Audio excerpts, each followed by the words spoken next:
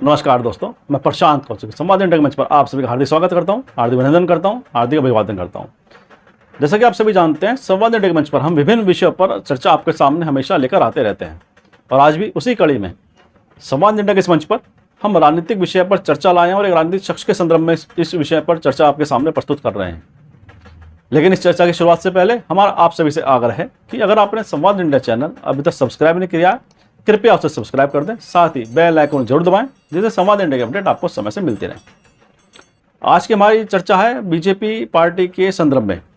Bharatiya Janata party के राष्ट्रीय अध्यक्ष जेपी नड्डा के द्वारा कल केंद्रीय संसदीय बोर्ड और चुनाव समिति का पुनर्गठन किया गया। पुनर्गठन के माध्यम से इस समिति में कुछ लोगों को बाहर कर दिया और कुछ नए लोगों को इसमें शामिल कर लिया। लेकिन इन समितियों का जिस तरह से पुनर्गठन किया गया उससे राजनीतिक संदेश बड़े स्पष्ट दिखाई देते हैं। इनके राजनीतिक निहितार्थ बहुत सारे राजनीतिक विश्लेषक अपने अलग तरीके से निकाल रहे हैं। इन समितियों के पुनर्गठन में सबसे बड़ा चौंकाने वाला निर्णय नितिन गडकरी का इन समितियों से बाहर होना है। साथ ही शिवराज सिंह चौहान का भी इन समितियों से बाहर आना यह दर्शाता है कि भाजपा का केंद्रीय नेतृत्व भाजपा की दिशा तय करने में भूमिका प्रमुख रूप से निभा रहा है। जिस तरह से इन समितियों का पुनर्गठन किया गया उसके राजनीतिक संदेश बड़े स्पष्ट हैं कि भाजपा का केंद्रीय नेतृत्व किसी भी ऐसे व्यक्ति को अब संसदीय समितियों में या केंद्रीय चुनाव समिति में नहीं चाहता है जो उनके समकक्ष खड़ा होकर कुछ बात कह सकता हो, जो उनके बात को विरोध करने की क्षमता रखता है। भाजपा के अंदर इसमें मोदी शाह का युग माना जाता है। भारतीय जनता पार्टी की राजनीति को समझने वाले, उसे देखने वाले ये कहते हैं कि भाजपा के अंदर इस समय मोदी शाह का युग चल रहा है। मोदी शाह की जो जुगलबंदी है वह इतनी मजबूत है कि कोई भी नेता भारतीय जनता पार्टी के अंदर उनके खिलाफ बोलने की क्षमता नहीं रखता है। और अगर कोई व्यक्ति इस स्थिति में है जो उनकी बात का विरोध कर सकता है या उनकी बात के अलग जाकर अपनी बात को रख सकता है, गिनती आप उन लोगों को गिन सकते हो। तो ऐसे में नितिन गडकरी का इसमें से बाहर होना यह दर्शाता है कि आने वाले समय में नितिन गडकरी की भूमिका केंद्रीय स्तर पर पार्टी के निर्णयों के अंदर धीरे धीरे कम होती चली जाएगी और उसका निश्चित असर नितिन गडकरी की राजनीतिक यात्रा पर भी आने वाले समय में हमें दिखाई देगा। साथ ही शिवराज सिंह चौहान का भी इन समिति से बाहर होना यह भी दर्शाता है कि केंद्रीय नेतृत्व कहीं न कहीं शिवराज सिंह चौहान के साथ अपने तालमेल को में समन्वयता की कमी स्पष्ट महसूस कर रहा है।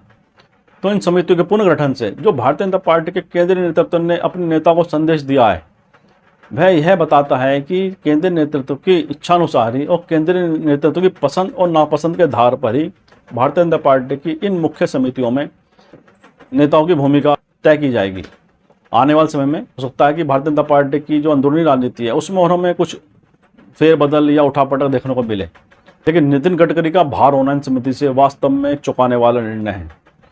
बीच बीच में जिस तरह से नितिन गडकरी के बयान सामने आते हैं, नितिन गडकरी की राय सामने आती है, वह यह दर्शाने के लिए काफ़ी है कि उनकी जो राय है वह कई बार जो सरकार के मुखिया हैं या केंद्रीय नेतृत्व है भारतीय जनता पार्टी का उनसे अलग है, अलग दिशा में जाती दिखाई देती है। अभी हाल ही में नितिन गडकरी ने एक कार्यक्रम में ये कहा कि राजनीति सत्ता के लिए नहीं होनी चाहिए। तो ऐसे में ये बयान निश्चित रूप से सब सरकारों के लिए है, चाहे वो भारतीय जनता पार्टी सरकार हो या गैर भाजपा सरकार है, सभी के लिए उन्होंने बयान दिया। लेकिन जब सरकार में मंत्री रहते हुए कोई कद्दावर नेता यह बात है कि राजनीति सत्ता के लिए नहीं होनी चाहिए और वर्तमान में यही हो रहा है, तो इसका सीधा सीधा यही अर्थ निकाला जाता है कि वह जो वर्तमान में उनकी स्वयं की सरकार है उसके प्रति वह अपनी राय व्यक्त कर रहे हैं। वह यह देख रहे हैं कि जो वर्तमान की राजनीति है वो सत्ता केंद्रित होती जा रही है। तो नितिन गडकरी का यह बयान बहुत सारे राजनीतिक संदेश देने के लिए पर्याप्त था और उसने सरकार को असहज भी किया। हो सकता भाजपा के जो बड़े नेताओं ने भी वो असहज कर गए हों इन बयान से। नितिन गडकरी समय समय पर इस तरह की बातें कर अपने वर्तमान केंद्रीय नेतृत्व को लगातार असहज करते रहे हैं। नितिन गडकरी की राजनीतिक यात्रा को अगर हम देखें, उन्होंने अपने एक अलग व्यक्तित्व का निर्माण किया है। वह अन्य राजनेताओं के मुकाबले अपने को एक अलग छवि में पेश करते हैं। नितिन गडकरी के व्यक्तित्व में ये खास बात है। नितिन गडकरी भारतीय जनता पार्टी के कद्दावर नेता होने के बावजूद भी, सरकार में मंत्री होने के बावजूद भी अपने पक्ष के साथ साथ विपक्ष से भी सम्मान पाने वाले राजनेताओं में से एक मुख्य रूप से हैं। तो ऐसा जो उनकी खूबी है अपने उनके व्यक्तित्व की कि वे विपक्ष से भी समान भाव में सम्मान प्राप्त करते हैं, तो यह बहुत सारे वर्तमान के राजनेताओं को खलता भी है कि नितिन गडकरी के अंदर ऐसी क्या खासियत है, ऐसी क्या उनके अंदर विशेषता है कि वह विपक्षी पार्टियों से भी सम्मान प्राप्त कर लेते हैं, जो कि वर्तमान के राजनीतिक अगर परिदृश्य में देखें बहुत ही कम देखने को मिलता है कि किसी भी नेता को उसके विपक्ष के लोग, उसके विपक्षी दल के लोग सम्मान की दृष्टि से देखते हों या सम्मान देते हों।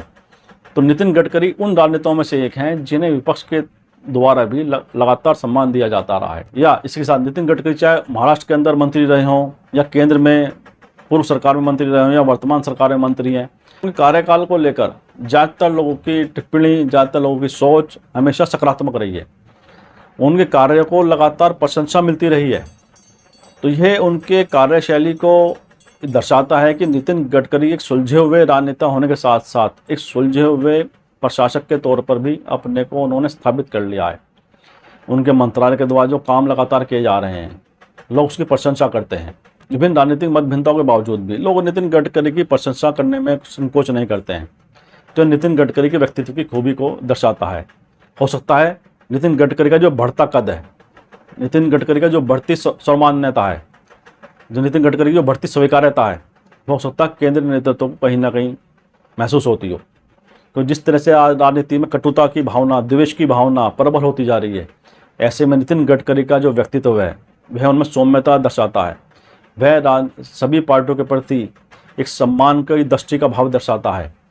तो वर्तमान राजनीति में वास्तव में यह भाव जो है नितिन गडकरी जी का, यह निश्चित रूप से एक अलग सा भाव दिखाई देता है। क्योंकि राजनीति में जिस तरह का एक दुर्भावना की प्रबलता लगातार बढ़ती जा रही है, ऐसे माहौल में नितिन गडकरी का यह भाव उन्हें अलग व्यक्तित्व के तौर पर स्थापित करता है। और यही उनकी विशेषता है, उनके व्यक्तित्व की। इसलिए वो साफ गोई से कई बार बोल जाते हैं जो कई लोगों के लिए परेशानी का कारण बन जाता है। इसी के साथ शिवराज सिंह चौहान का इन समिति से बाहर होना यह भी दर्शाता है कि वहीं शिवराज सिंह चौहान भी अपने को एक बड़े नेता के तौर पर बीजेपी के अंदर देखते हैं।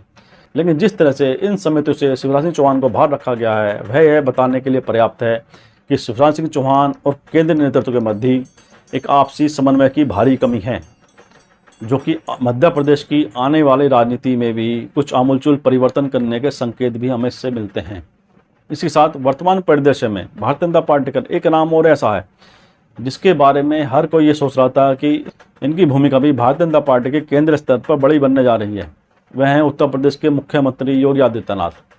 जिस तरह से लगातार 5 साल का कार्यकाल पूरा करने के पश्चात विधानसभा चुनाव में बड़ी जीत योगी आदित्यनाथ के नेतृत्व में भाजपा को मिली और वह लगातार दूसरे कार्यकाल को अपना उन्होंने शुरू कर दिया है, उससे यह बड़ा स्पष्ट माना जाता है कि केंद्रीय चुनाव समिति या संसदीय बोर्ड में योगी आदित्यनाथ की भूमिका निश्चित रूप से महत्वपूर्ण होगी। लेकिन योगी आदित्यनाथ को भी इन समितियों से दूर रखा गया, उन्हें भी इन समितियों में शामिल नहीं किया गया। उसके भी अगर राजनीतिक निहितार्थ निकालने वाले निकाल रहे हैं और राजनीतिक विशेषज्ञों का मानना है कि इन केंद्रीय समितियों की अगर सूची को देखें, जो इनमें लोग शामिल किए गए हैं, उनमें कोई भी ऐसा नाम नहीं है जो भविष्य में भाजपा का चेहरा बनने की क्षमता रखते हैं, जैसे नितिन गडकरी हैं या योगी आदित्यनाथ हैं। लेकिन उन्हें इन समिति से दूर रखा गया। इन समितियों में इन लोगों को शामिल न होने का संदेश बड़ा स्पष्ट है कि मोदी शाह के युग में कोई भी ऐसा व्यक्ति जो उन्हें चुनौती देने की स्थिति में आ सकता है, जो उन्हें राजनीतिक रूप से पार्टी के अंदर चुनौती दे सकता है, उसको वैसे हम कभी आगे नहीं बढ़ाएंगे। और ये केवल भाजपा के अंदर नहीं, हर पार्टी के अंदर ही है। और यह केवल भाजपा की परिपाटी नहीं है, ये हर पार्टी के अंदर इस परिपाटी को हम देख सकते हैं, चाहे वो छोटी पार्टी हो, चाहे बड़ी पार्टियाँ हों, चाहे प्रादेशिक पार्टी हों या राष्ट्रीय स्तर की पार्टी हों, सभी के अंदर कि अगर किसी व्यक्ति का राजनीतिक कद लगातार बढ़ता जाता है दिन प्रतिदिन, तो उसके जो नेतृत्व है, ये जो केंद्रीय नेतृत्व है उसका, वह ही उससे परेशानी महसूस करने लगता है और उसके पर कतरने के लिए वह सारे अपने प्रयासों को अंजाम देने लगते हैं। इसी के कारण पार्टी में टूट भी होती हैं, कई लोग नाराज भी होते हैं, कई लोग पार्टी छोड़ भी जाते हैं। और ये विभिन्न पार्टियों में केवल एक पार्टी, हर पार्टी का ये अंदर हमें देखने को मिलता है।